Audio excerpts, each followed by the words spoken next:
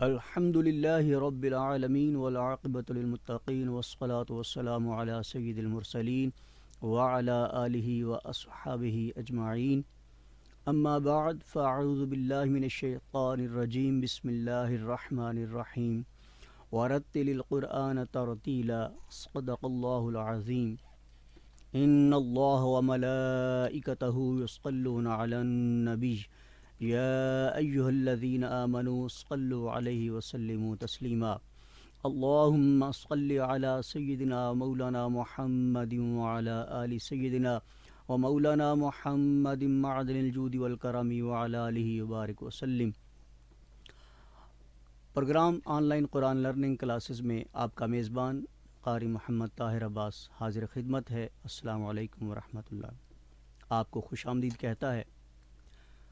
یہ پروگرام آپ روزانہ دن میں 4 سے 5 ویو FM 96.6 کے پلیٹ فارم سے سماعت فرماتے ہیں، اور اس پروگرام میں شامل ہونے کے لیے SMS کرنے کے لیے، کالز کرنے کے لیے ہمارے رابطے کا نمبر ہوا کرتا ہے 0334 1966 966.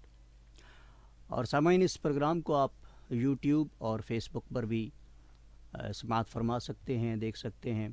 ہمارا پیج ہے ویو FM 96.6 WAVE 96.6. تو سامعین محترم، اللہ کریم کا کروڑہ شکر ہے کہ اس نے اپنی رحمت اور فضل و کرم سے ہم پر کریمی فرماتے ہوئے یہ عظیم کتاب ہمیں عطا فرمائی، جس سے ہم اس کے تمام علوم و فنون سیکھ کر اپنی زندگیوں کو بہتر بنا سکیں. تو سامعین، غور طلب بات یہ ہے کہ اللہ کریم نے 18,000 مخلوقات پیدا فرمائیں، تو ان میں سے واحد ایک انسان ایسی مخلوق ہے جس کی تعلیم و تربیت کے لیے اللہ تعالیٰ نے 1,24,000 کم و بیش پیغمبر نازل فرمائے ہیں، کتب نازل فرمائی ہیں، صحائف نازل فرمائے ہیں، فقط انسان کی تعلیم و تربیت کے لیے، اس کے سیکھنے سکھانے کے لیے. تو سامعین محترم، معلوم یہی ہوتا ہے کہ تمام مخلوقات، جن، چرند، پرند، حشرات الارض تک، کسی کے لیے کوئی درسگاہ نہیں ہے، کوئی انسٹیٹیوٹ نہیں ہے. فقط ایک انسان ہے جس کے سیکھنے سکھانے، درس و تدریس، تعلیم و تربیت کے اتنے وسیع نظام قائم فرمائے ہیں. اور اللہ تعالیٰ نے اتنا عظیم نظام قائم فرمایا ہے. انبیاء نازل فرمائے، مبعوث فرمائے، کتب نازل فرمائیں. کس لیے؟ اس انسان کی تعلیم و تربیت کے لیے.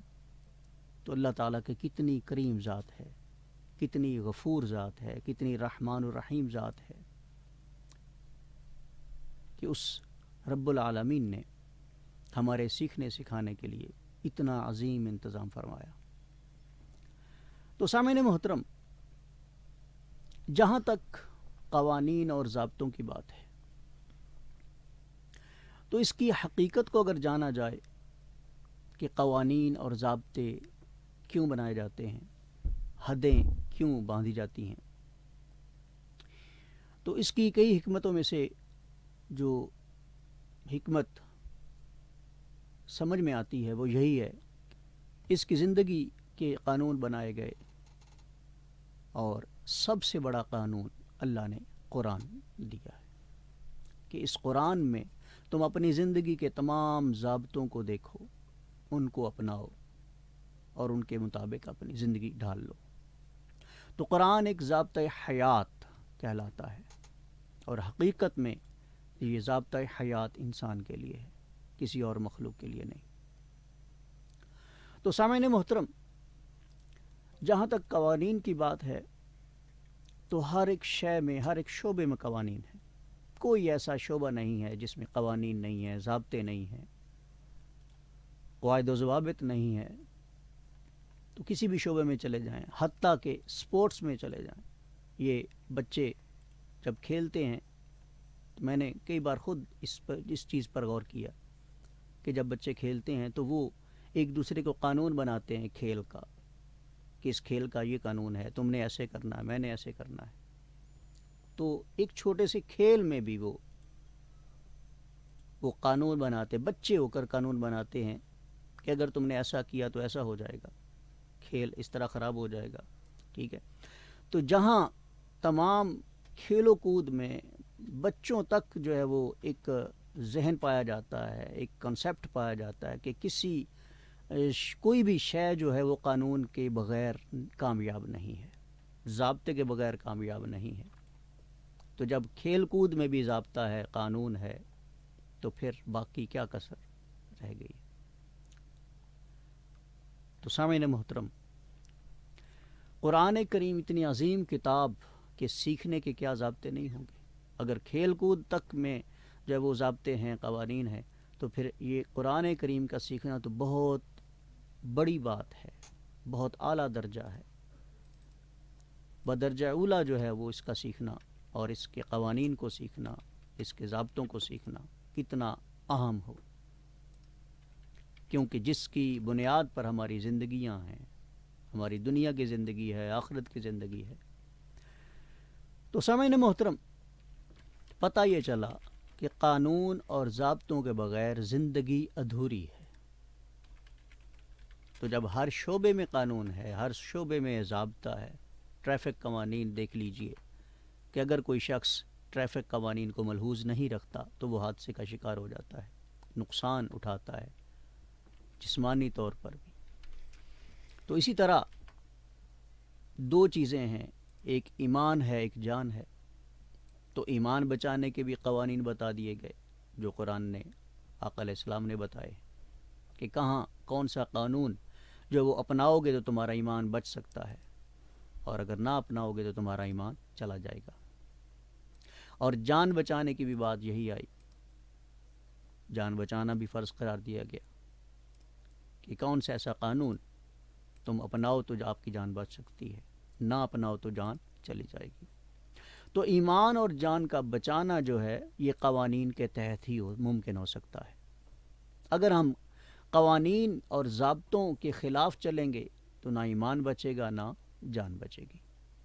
تو یقیناً معلوم یہ ہوا، حضرت میاں محمد بخش رحمۃ اللہ تعالیٰ علیہ نے بڑی خوبصورت بات فرمائی، بلکہ نچوڑ نکال دیا کہ جیڑی بکری اجڑوں وچھڑے اور رہندی بگیاڑاں جوگی، یعنی جو جانور اپنے مالک کی نظر سے دور ہو جاتا ہے، ریوڑ سے، دائرے سے دور ہو جاتا ہے، تو پھر اس کو دشمن جو ہے اس کو نقصان پہنچا سکتا ہے۔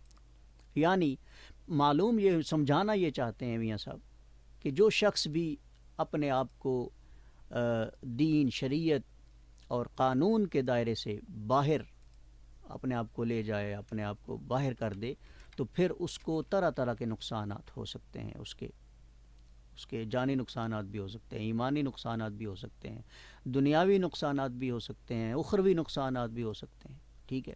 اور سب سے بڑا جو ایک مومن مسلمان کے لیے نقصان ہے وہ ہے اللہ تعالیٰ کی ناراضگی اور اس کے رسول صلی اللہ تعالیٰ علیہ وسلم کی ناراضگی، سب سے بڑا نقصان یہ ہے۔ تو سامعین محترم، قرآن کریم کے سیکھنے سکھانے کا یہ پروگرام آپ روزانہ سماعت فرماتے ہیں، تو میں عرض کرنا چاہتا ہوں کہ قرآن کی تلاوت کے سیکھنے سکھانے کے پھر ضابطے کیسے نہیں ہوں گے؟ جب ہر ایک شعبے میں ضابطے ہیں، قوانین ہیں، تو پھر تلاوت قرآن کریم کے بھی ضابطے ہیں۔ ائمہ مجودین نے بہت ساری کتب جو ہے وہ تصنیف فرما دی ہیں، قرائے کرام نے بہت سارے ضابطے بتا دیے ہیں، طرح طرح کے جو ہے وہ کتابیں تو وہ تصنیف اور شائع کر دی ہیں کہ لوگوں، تلاوت قرآن کریم کوئی معمولی اور عام بات نہیں ہے، اس کو معمولی نہ سمجھنا، اس کو عام بات نہ سمجھنا، یہ بہت اہم ہے تمہارے لیے، ایک مومن مسلمان کے لیے جس نے کلمہ طیبہ پڑھ لیا ہے۔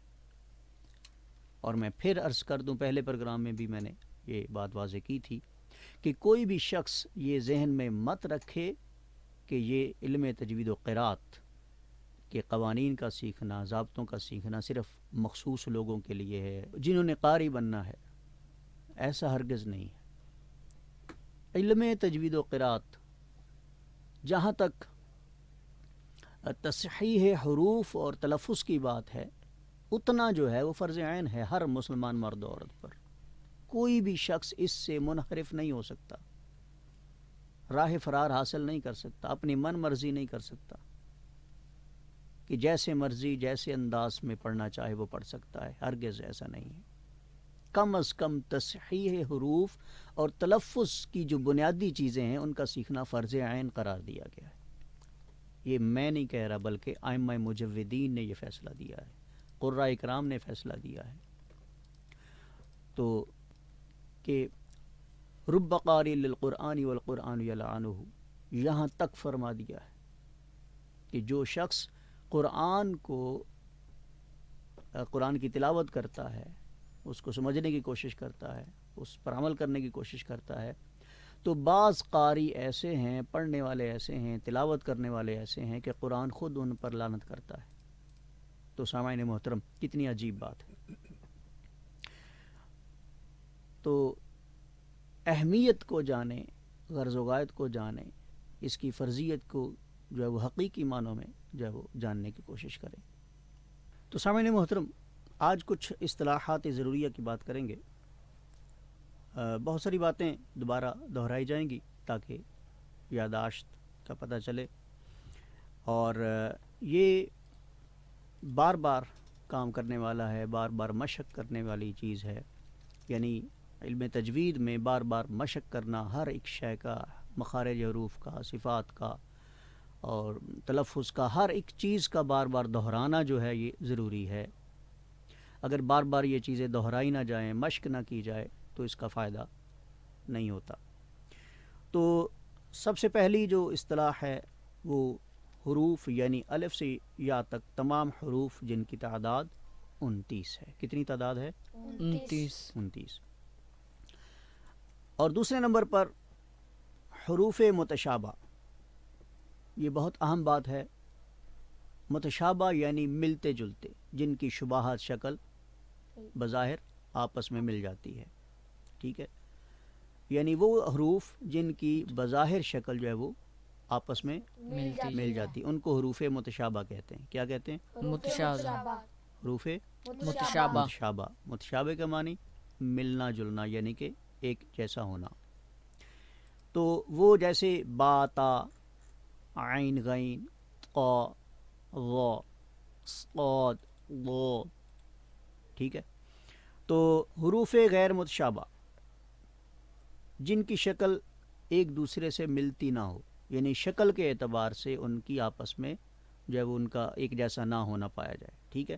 تو وہ حروف کیا کہلاتے ہیں؟ غیر متشابہ، ٹھیک ہے؟ اور وہ جیسے با، جیم، دال، قاف، کاف، لام، نون وغیرہ، ٹھیک ہے؟ آگے چلتے ہیں۔ حروف قریب الصوت، حروف قریب الصوت، یہ بہت اہم چیز ہے۔ قریب الصوت یعنی حرفی جو غلطی ہوتی ہے وہ اکثر اوقات اسی وجہ سے ہوتی ہے کہ ذہن میں یہ پایا جاتا ہے کہ یہ قریب الصوت ہے اور اس آواز میں دوسرے حرف کو بھی پڑھا جا سکتا ہے، جبکہ ایسا نہیں ہے۔ یعنی قریب الصوت، صوت عربی میں آواز کو کہتے ہیں۔ کس کو کہتے ہیں؟ عربی میں آواز کو صوت کہتے ہیں۔ تو قریب الصوت یعنی وہ حروف جن کی آواز آپس میں مل جاتی ہے، ایک جیسی ہو جاتی ہے، ٹھیک ہے؟ پڑھتے وقت یعنی کہ تلاوت کرتے وقت جو ہے آواز ان کے آپس میں مل جاتی ہے، جیسے تا، قو، تا، قو، صاد، سین، ضاد، دال، قاف، کاف، حا، ہا، ذال، زا، ٹھیک ہے؟ تو یہ ایسے حروف ہیں جن کی آواز آپس میں مل جاتی ہے۔ حروف بعید الصوت یعنی وہ حروف جن کی آواز آپس میں نہیں ملتی، کسی طرح بھی نہیں ملتی، مختلف ہوتی ہے آواز آپس میں ان کی، جیسے ہا، دال، جیم، نون، واو، یا، با، ٹھیک ہے؟ تو اگلا ہے نمبر 6 پر حروف معجمہ یا منقوطہ۔ یہ میں بار بار عرض کرتا ہوں کہ علم تجوید کی بھی ایک زبان ہے، جیسے حکمت کی زبان ہے، وہ دوسرے شعبہ جات کی ایک زبان ہوتی ہے، تو اسی طرح علم تجوید کی بھی ایک زبان ہے۔ تو اس زبان میں نقطے والے حروف کو حروف منقوطہ کہتے ہیں یا معجمہ کہتے ہیں۔ کیا کہتے ہیں؟ منقوطہ یا معجزہ. معجمہ. حروف منقوطہ یا معجمہ. معجمہ یعنی دو نام ہیں. منقوطہ کہہ لیں تب بھی ٹھیک ہے اور معجمہ کہہ لیں تب بھی ٹھیک ٹھیک ہے. یعنی وہ حروف جن کے اوپر نیچے کوئی نقطہ ہو، جیسے با، جیم، نون، تا، غین. ٹھیک ہے. اور اسی طرح حروف مہملہ یا غیر منقوطہ. حروف مہملہ یا غیر منقوطہ. ٹھیک ہے. یعنی وہ حروف جن پر اوپر نیچے کوئی نقطہ نہ نہ ہو، ہو. جن کے اوپر نیچے کوئی نقطہ نہ ہو. نہ ہو، ان کو حروف غیر منقطع منقوطہ کہتے ہیں. حروف غیر منقوطہ. ٹھیک ہے. جن کے اوپر نیچے کوئی نقطہ نہ ہو، جیسے ہا، لام، واو اور عین، کاف چھوٹا. ٹھیک ہے. صاد، سین. سمجھ رہے بات؟ قا. یہ وہ حروف ہیں جن کے اوپر نیچے کوئی نقطہ نہیں ہوتا. اور نمبر 8 ہے حروف فوقانی. حروف فوقانی یعنی فوق کہتے ہیں اوپر. کیا کہتے ہیں؟ اوپر. اوپر لفظ فوق کا معنی کیا ہے؟ اوپر. لفظ فوق کا معنی کیا ہے؟ اوپر. اوپر. ٹھیک ہے. حروف فوقانی یعنی وہ حروف جن کے اوپر نقطے ہیں، جن کے نقطے اوپر ہیں. تا، خا، ذال، شین. ٹھیک ہے. ضاد، غین، فا، قاف. یہ ایسے حروف ہیں جن کے نقطے اوپر ہوتے ہیں. اور حروف تحتانی. حروف تحتانی. تحت عربی میں نیچے کو کہتے ہیں. کیا کہتے ہیں؟ نیچے کو. لفظ تحت کے معنی ہے نیچے. ٹھیک ہے. اور تحتانی نیچے والی شے. تحتانی نیچے والی شے. اور فوقانی اوپر والی شے اور تحتانی نیچے والی شے. لیکن یہاں پہ لفظ تحتانی سے مراد ہم لیں گے کہ وہ حروف جن کے نقطے نیچے ہوتے ہیں.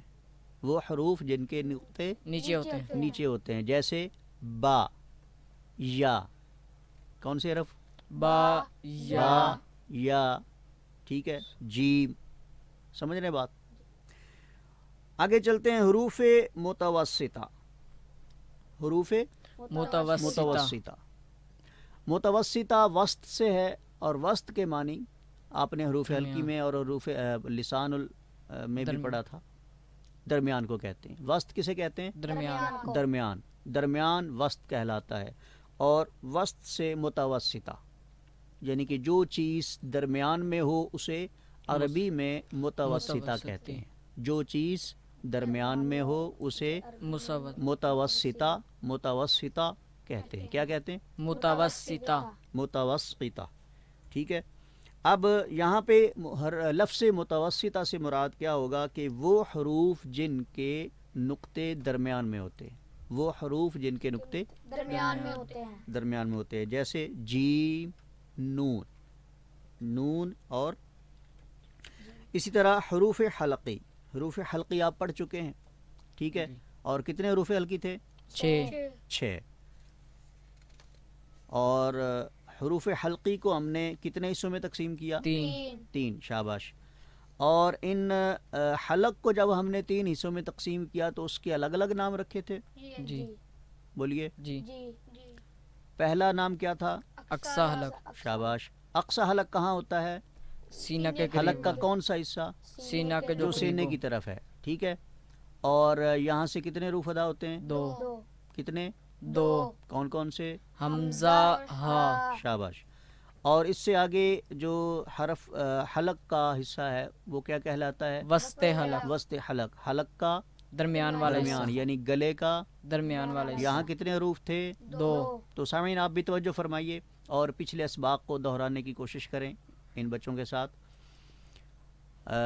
پچھلے اسباق جو سابقہ پروگرامز میں جو ہو چکے ہیں ان کو آپ اگر برابر یاد رکھیں گے، ذہن نشین رکھیں گے تو اگلی باتیں سمجھ میں آئیں گی.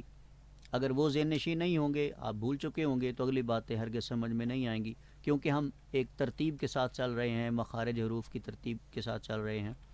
تو ترتیب کا مقصد یہی ہوتا ہے کہ شروع سے لے کر آخر تک جو بات ہو چکی ہے اس کو ذہن میں رکھ کر اگلی بات کو سماعت کیا جائے اور پڑھا جائے، دیکھا جائے۔ تو اگر کسی بھی شعبے میں آپ چلے جائیں، یعنی کوئی بھی کورس ہے، کوئی بھی تعلیم ہے، تو اس میں جو کتاب آپ پہلے پڑھ چکے ہیں یا اس کتاب کے ابواب پہلے پڑھ چکے ہیں، تو ان کو ذہن نشین رکھ کر ہی آپ اگلی باتوں کو سمجھ سکتے ہیں۔ تو حروف حلقی میں سے جو تیسرا نمبر ہے، حلق کا نام کیا ہے؟ ادنا حلق، ادنا حلق، شاباش، جو منہ کی طرف ہے، یعنی حلق کا اوپر والا حصہ، ٹھیک ہے۔ تو یوں حروف حلقی 6 ہوئے۔ وسط حلق میں کون کون سے حروف تھے؟ عین عین اور حا۔ اس کی پریکٹس کرتے رہیں آپ، جی کیونکہ آپ جانتے ہیں کہ کچھ حروف ایسے ہیں کہ جن کی پریکٹس کی زیادہ ضرورت ہے، مشق کی بار بار ضرورت ہے۔ اگر بار بار ان پر مشق نہ کریں گے تو ان کا مخرج جو ہے وہ صحیح نہیں ہو سکتا، ٹھیک ہے۔ یہ کام جو یہ مخارج حروف کا جو کام ہے، یہ اصل میں بار بار مشق پر منحصر ہے۔ اگر آپ بار بار مشق نہیں کرتے تو کبھی بھی ایسا نہیں ہو سکتا کہ آپ ان حروف کی جو صحیح آواز ہے اس پر عبور حاصل کر سکیں، اس کو نکال سکیں۔ تو یقیناً اگر آپ کی آواز ٹھیک نہیں ہوگی کسی حرف کی ادائیگی میں، تو وہ حرف کا ادا ہونا ممکن نہیں ہوگا۔ تو معلوم کیا ہوا کہ بار بار ان کی مشق ضروری ہے۔ تو وسط حلق میں کتنے حروف؟ دو، عین اور عین اور ہا۔ ادنا حلق میں دو، کون کون سے؟ غین خا، غین اور خا، خا۔ تو آگے ہم چلتے ہیں حروف لہاتیہ۔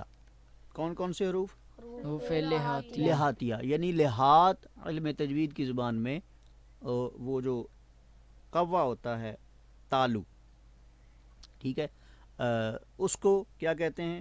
لہات، لہات، ٹھیک ہے۔ وہ حروف جو قوے سے متصل زبان کی جڑ اور تالو سے ادا ہوتے ہیں، وہ حروف یعنی دو ہیں یہاں پہ۔ حروف لہاتیہ کتنے ہیں؟ دو، ٹھیک ہے۔ حروف حلقی 6 تھے اور حروف لہاتیہ 2 ہیں، لہٰذا قاف اور کاف، یعنی دونوں کاف جو ہیں وہ حروف لہاتیہ کہلاتے ہیں۔ سمجھ گئے بات؟ جی۔ تو اسی طرح ہم آج انہی جو ہم مخارج حروف کے حوالے سے جو وہ حروف پڑھ چکے ہیں، تو ان کی جو ہے وہ مختلف الفاظ میں اور مختلف انداز میں مشق کریں گے۔ تو الفاظ میں مرکب انداز میں مشق کریں یا انفرادی مشق کریں، دونوں میں ٹھیک ہے۔ قراء کرام نے دونوں یہ انداز بتائے ہیں کہ ہر حرف کو آپ انفرادی بھی مشق میں لا سکتے ہیں اور مرکب انداز میں بھی، یعنی ملا کر بھی حروف کو مشق میں لا سکتے ہیں، ٹھیک ہے۔ اب ہم پہلے تو ہم مخارج حروف کی ترتیب سے چل رہے تھے اور ان کی جو ہے وہ ساتھ ساتھ مشق کر رہے تھے۔ تو اب ہم کیونکہ ہم نے جو ہے وہ بیسک جو ہمارا مقصد ہے وہ تلاوت قرآن، اور تلاوت قرآن جو ہے اس میں تمام حروف جو ہیں وہ حروف تہجی کی ترتیب سے بھی نہیں ہیں اور مخارج حروف کی ترتیب سے بھی نہیں ہیں، لہٰذا ہم اب دونوں ترتیبات کو جو ہے وہ چھوڑ کر ہم بے ترتیب جو ہے وہ ان حروف کی مشق کریں گے، مختلف انداز میں، مفرد انداز میں بھی، یعنی الگ الگ ایک ایک حرف کی بھی مشق کریں گے، اور ان حروف کو مختلف الفاظ میں استعمال کر کے بھی ان کی مشق کریں گے۔ جیسے قا ہے اور تا اور دال، ٹھیک ہے، ان حروف کو ہم نے نوک زبان اور ثنایا اولیاء کی جڑ، ثنایا اولیاء کی جڑ، ثنایا اولیاء سمجھتے ہیں نا؟ جی، یاد ہے نا آپ کو؟ جی، کسے کہتے ہیں؟ سامنے والے دو دانت اوپر والے، سامنے والے اوپر والے دانت کو کیا کہتے ہیں؟ ثنایا اولیاء، ثنایا اولیاء، اور ان کے مقابلے میں جو نیچے والے دو دانت ہیں، ثنایا سفلا، شاباش، ثنایا سفلا۔ سفلا۔ تو اب یہ تین جو حروف ہیں، تا، دال اور قا، یہ ان کا تعلق کہاں سے ہے؟ نوک زبان کو ہم ثنایا سفلا سے لگائیں گے یا اولیاء سے لگائیں گے؟ اولیاء سے، اولیاء، یعنی اوپر والے جو دو دانت ہیں ان کی جڑوں سے ہم نوک زبان کو لگائیں گے۔ نوک زبان کسے کہتے ہیں؟ یہ جو آخری یعنی کہ زبان کا جو آخری سرا ہے، زبان کا آخری سرا، آخری سرا، اس کو نو کے زبان کہتے ہیں. زبان کے آخری سرے کو کیا کہتے ہیں؟ نو کے نوک زبان، زبان. اس زبان کی نوک کو آپ کہاں لگائیں گے؟ ثنایا اولیہ کی جڑ سے، جڑ سے، یعنی اندر کی سائڈ پہ. ٹھیک ہے، ثنایا اولیہ کی جڑ جڑ سے. تو اب ہم تینوں حروف کو ہم مختلف الفاظ میں اور مختلف انداز میں، مفرد اور مرکبات انداز میں اس کی مشق کرتے ہیں.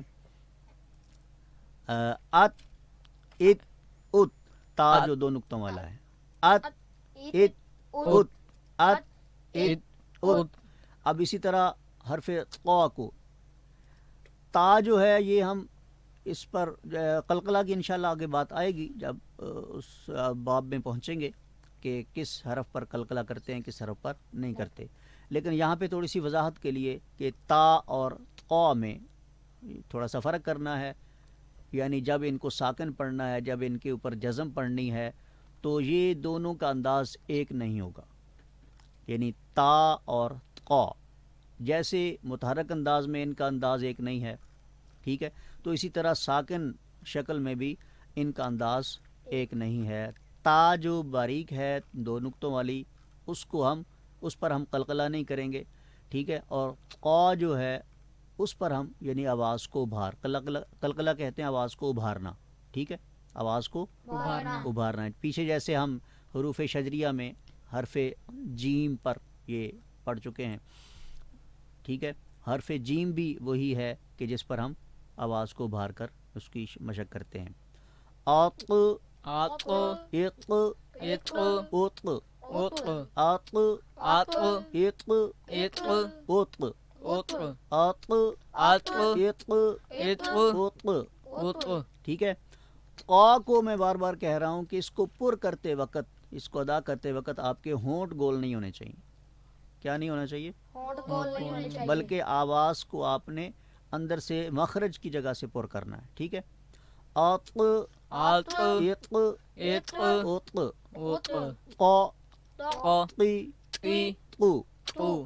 اسی طرح حرف دال ہے، تو حرف دال کو بھی ہم جب ساکن کر کے پڑھتے ہیں، اس کے اوپر جزم پڑھتے ہیں. ساکن میں پہلے بتا چکا ہوں اس حرف کو کہتے ہیں جس کے اوپر جزم ہو. ساکن کسے کہتے ہیں؟ جس کے اوپر جرمز ہو. ساکن اور متحرک کا انشاءاللہ باب آگے آئے گا تو اس پر مزید بحث کریں گے. تو دال کا حرف بھی ایسا ہی ہے کہ جب اس کے اوپر جزم آ جائے، ٹھیک ہے، تو اس کو پھر ہم ابھار کر پڑھتے ہیں. اد، اد، اد، اد، اد، اد، اد، اد، اد، اد، اد. اد. ٹھیک ہے، اب ہم الفاظ کی شکل میں، مرکب شکل میں جو ہے وہ ان کی مشق کرتے ہیں. کاتابہ، کاتابہ، کاتابہ. کاتابہ. یہاں پہ کاف پہلے ہے، تا بعد میں ہے، دونوں باریک پڑھیں گے. ان پر ہم ان کو پر نہیں پڑھیں گے. کیا پڑھیں گے؟ پر نہیں پڑھیں گے. کیسے پڑھیں گے؟ کاتابہ، کاتابہ. ٹھیک ہے، کوتیبہ، کاتابہ، کاتابہ، کوتیبہ. کوتیبہ. یعنی حرف تا جو ہے یہ چاہے زبر کے ساتھ پڑھا جائے، زیر کے ساتھ پڑھا جائے، پیش کے ساتھ پڑھا جائے، اس کو ہر حالت میں باریک ہی پڑھیں گے. ٹھیک ہے، کسی طرح بھی اس کو پر نہیں پڑھیں گے. ٹھیک ہے، اور آگے ہے یکتبو، یکتبو، یکتبو، یکتبو، یتلو. یتلو. آواز کو ابھارے نہیں، کیونکہ تا حرف جو دو نقطوں والا ہے اس کو ابھار کر نہیں پڑھنا. ٹھیک ہے، یتلو، یتلو. فتنتن، فتنتن، اتلو. اتلو. ٹھیک ہے، جی. آگے حرف دال، آدمو، آدمو، آدمو. آدمو. دماؤن، دماؤن. الحمد، الحمد. قد، قد. ادفع. ادفع. کیسے پڑھنا ہے؟ ادفع. ادفع. ادفع. جب الفاظ میں آپ کسی حرف کی مشق کریں مرکب انداز میں، تو دوسرے حروف جو اس میں شامل ہوتے ہیں ان کو بھی آپ مد نظر رکھ لیا کریں. ان کے بھی مخرج کو بھی جو ہے وہ یعنی ان کی بھی ساتھ مشق ہو جاتی ہے، تو ان کی مخارج کو بھی مد نظر رکھ کر پڑھ لیا کریں. جیسے یہاں پہ لفظ قد میں قاف بھی حرف آ رہا ہے تو اس کے مخرج کو بھی آپ نے، ٹھیک ہے، یعنی ضروری نہیں ہے کہ آپ جس حرف کی مشق کر رہے ہیں اور جس حرف کو الفاظ میں شامل کر رہے ہیں صرف اسی کو آپ نے دیکھنا نہیں، بلکہ لفظ میں جتنے بھی حرف آ رہے ہیں، 3 آ رہے ہیں، 4 آ رہے ہیں، تو چاروں اور پانچوں تینوں حروف کو آپ نے ان کے اپنے اپنے مخرج سے ہی، تاکہ تمام حروف کی مشق ایک ساتھ ہو جائے، ٹھیک ہے، کیونکہ تلاوت قرآن کریم کرتے وقت ہم نے تمام حروف کو ایک ساتھ ہی پڑھنا ہے، الگ الگ تو نہیں پڑھنا، ٹھیک ہے، سمجھ رہے ہیں بات کو؟ ایک ساتھ پڑھنا ہے تو پھر یہاں بھی آپ تمام حروف کے مخارج کو، ان کی آواز کو، اپنی اپنی ذاتی آواز کو مد نظر رکھ کر جو ہے وہ مشق کریں. ادفع ادفع ادفع. ادفع عین کا حرف ہم حروف حلقی میں پڑھ چکے ہیں، لہٰذا اس کی مشق بھی ساتھ ساتھ کریں. ادفع ادفع ادفع. ادفع الحمد. الحمد ہا کی مشق یہاں پہ ہو رہی ہے، یعنی کہ جو حروف ہم پڑھ چکے ہیں، ٹھیک ہے. قد قد قد قد ٹھیک ہے. آگے ہے یدرکو یدرکو یدرکو. یدرکو ہاں چھوٹا کاف ہے آگے. آگے حرف قا کی مشق باسط. باسط باسط. باسط. اب یہاں پہ غور کریں کہ سین جو ہے اس پر آپ آواز کو پر نہیں کریں گے، بلکہ پوری منہ کو کھول کر باریک پڑھیں گے. باسط باسط باسط. باسط.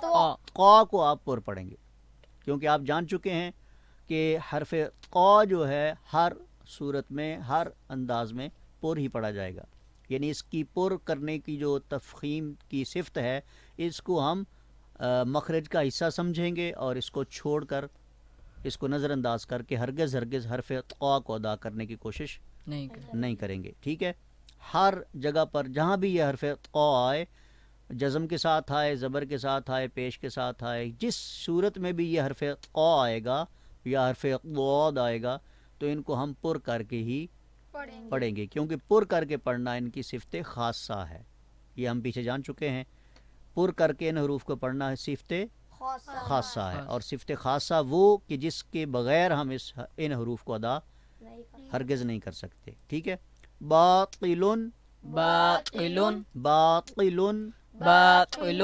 اب باسط قا حرف میں لفظ میں قا پر زبر تھی، اب قا کے نیچے زیر ہے، ٹھیک ہے. باطل. باطل. تو زیر آئی ہے تو یہاں بھی ہم اس حرف کو پر ہی پڑھیں گے، ٹھیک ہے. یہ میں بار بار کیا کہہ رہا ہوں کہ ان حروف کو ہم کسی صورت میں بھی باریک نہیں پڑھ سکتے، باریک پڑھیں گے تو یہ حرف ادا نہیں ہوں گے اور حرف بدل جائے گا. یطوف یطوف یطوف یطوف یطوف. یطوف. ٹھیک ہے. اب یہاں پہ ہم لام کا مخرج بھی پڑھ چکے ہیں، یا کا مخرج بھی پڑھ چکے ہیں، تو ان کی مشق بھی ساتھ ہے. تو یطوف میں قا کے اوپر پیش آ رہی ہے، تو اس پیش کے ساتھ بھی ہم پر ہی پڑھیں گے. مطلوب مطلوب مطلوب مطلوب مطلوب. مطلوب. اطعام اطعام اطعام. اطعام. عین کو پوری طرح کوشش کریں. اطعام اطعام اطعام. اطعام. ٹھیک ہے. آگے ہے مطمئن مطمئن مطمئن. مطمئن. سمجھ گئے بات؟ اگلے تین حرف ہیں ذال ثا وا. ذال ثا وا. کل کے پروگرام میں ہم نے ان تین حروف کے مخرج کو پڑھا تھا، اور ان کا مخرج کیا تھا؟ ثنایا علیہ کے کنارے کنارے. ثنایا علیہ کے کنارے سے. اب ثنایا علیہ کے کنارے کیا ہیں؟ یہ یعنی کہ اوپر والے جو دو دانت ہیں ان کا کنارہ. کیا بلا؟ تا دال اور قا کو ہم نے انہی دانتوں کی جڑوں سے ادا کیا تھا نوک زبان کے ساتھ. اب ہم نوک زبان کو لگائیں گے ثنایا علیہ یعنی اوپر والے دانتوں کے کنارے سے. زبان کے سرے کو، زبان کی نوک کو جو ہے وہ دانتوں اوپر. تو بہت سارے ہمارے سامعین یہ سوال کر رہے ہیں کہ زیادہ سے زیادہ آسان کرنے کی کوشش کریں. تو میں اپنی طرف سے کوشش بھرپور کر رہا ہوں کہ آپ کو آسان سے آسان الفاظ میں سمجھا سکوں. تو اوپر والے جو 2 دانت ہیں ان کے اس کنارے پر آپ زبان کے سرے کو لگائیں گے، یعنی کہ زبان کی نوک کو لگائیں گے، ٹکرائیں گے، تو کون سے حرف ادا ہوں گے؟ ذال، ثا، ظا، ذال، ثا، ظا. ٹھیک ہے.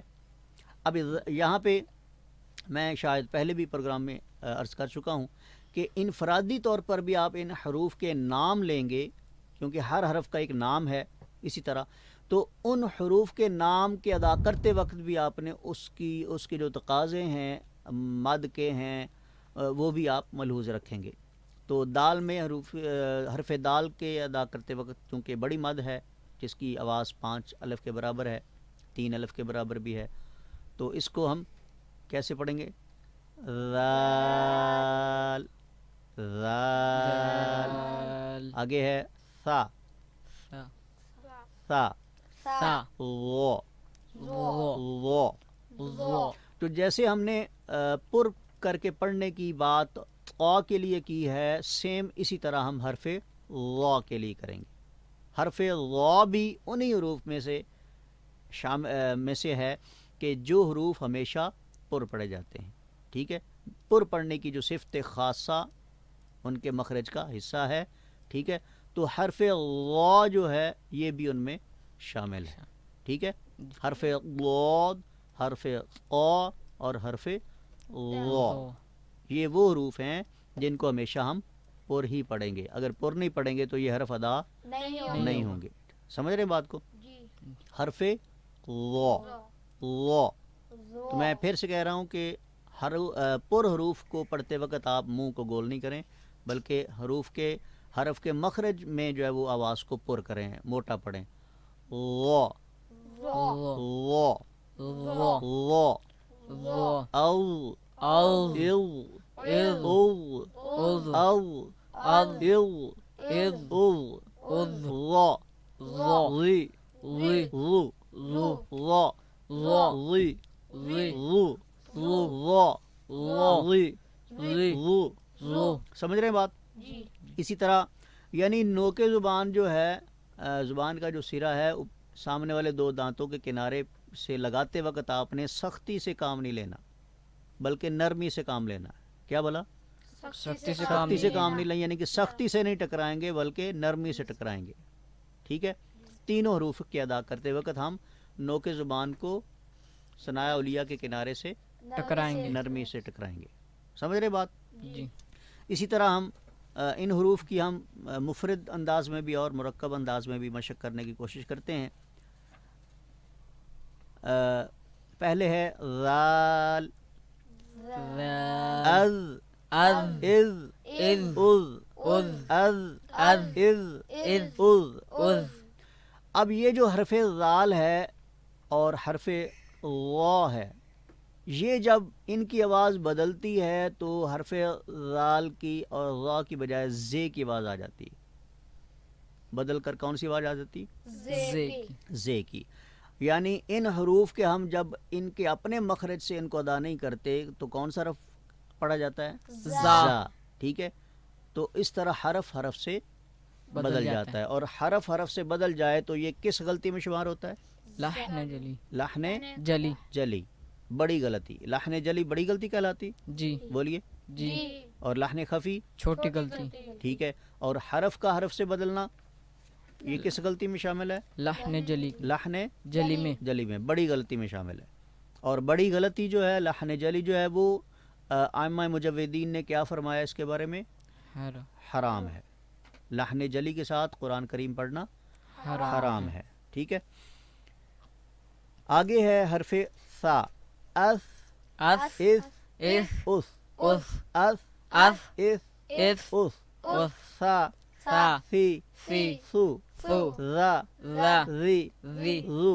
ذو. اسی طرح حرف غا، او، غض، او، اذ، او، اذ، او، او، او، اذ، او، اذ، ظا، ظا، ذی، ذی، ذو، ذو، ظا، ظا، ذی، ذی، ذو. ذو. سمجھ رہے بات؟ جی. اب ہم مرکب الفاظ میں ان کو شامل کریں گے مشق کے طور پر. تو پہلے حرف غال ہے، جیسے ذہب، ذہب ذہب، ذہب ذہب. ذہب. اب اس لفظ میں حرف ہا بھی آ رہا ہے جو ہم نے اقصی حلق میں پڑھا تھا، یاد ہے نا؟ جی. تو اس کی آواز سینہ سے نکلے گی، ذہب، ذہب ذہب. ذہب آواز کو بھاری کر کے ذہب. ذہب. اسی طرح آگے ہے اذینا، اذین اذینا. اذین. آگے ہے یأخذ، یأخذ جھٹکے کے ساتھ یأخذ، یأخذ خذ. خذ. خا کے حرف کو ہم نے کہاں پڑھا تھا؟ مستعلی. ادنا حلق میں. کہاں پڑھا تھا؟ ادنا حلق میں. یذہب، یذہب اذہب، اذہب مذنبین. مذنبین. ٹھیک ہے. اگلا حرف ہے سا، ثمرات، ثمرات ثمرات. ثمرات.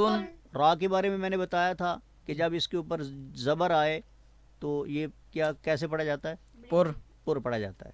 کیسے پڑھا جاتا ہے؟ پر پڑھا جاتا اب یہاں پہ را کے اوپر زبر آ رہی ہے تو کیسے پڑھا جائے گا؟ پر پڑھا جائے گا. ثمرات.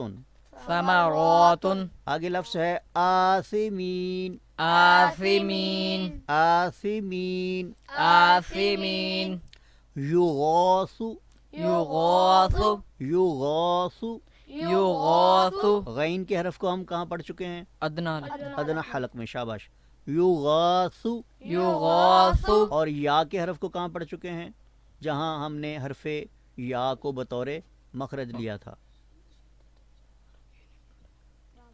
حروف شجریہ یعنی وسط لسان. ٹھیک ہے. روزانہ تمام اسباق کو دہرایا کریں تاکہ ذہن نشین رہیں. ٹھیک ہے. یغاث، یغاث. اسمر، اسمر. اسمر. اسمر. مثل، مثل. وسطى، وسطى. وسطى. وسطى. تو سامعین محترم، programme online Quran learning classes میں آپ یہ قرآن سیکھنے سکھانے کا جو ہے وہ سلسلہ سماعت فرما رہے تھے، اور ساتھ آپ بھی شامل ہیں. ہمارے رابطے کا نمبر ہوا کرتا ہے 0334 1966 966، اور اس پروگرام کو آپ روزانہ سماعت فرماتے ہیں 4 سے 5 دن میں. اور اس پروگرام کو آپ یوٹیوب اور فیس بک پر بھی سماعت فرما سکتے ہیں ویو FM 96.6 کے پلیٹ فارم سے. آج کا پروگرام ختم ہوا چاہتا ہے. اپنے میزبان قاری محمد طاہر عباس کو اجازت دیجیے. اللہ نگہبان.